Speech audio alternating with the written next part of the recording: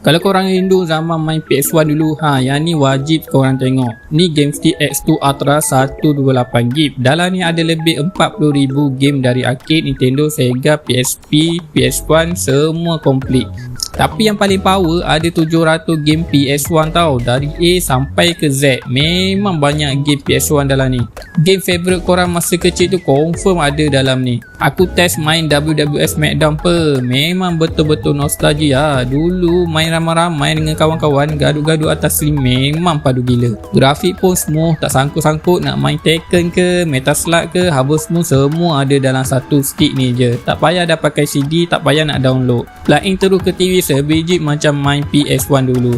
Kalau korang betul-betul rindu nak throwback main game zaman dulu, game stick X2 Ultra ni memang wajib ada. Aku letak link kat bawah ni, klik je terus. Serius, memang puas hati weh.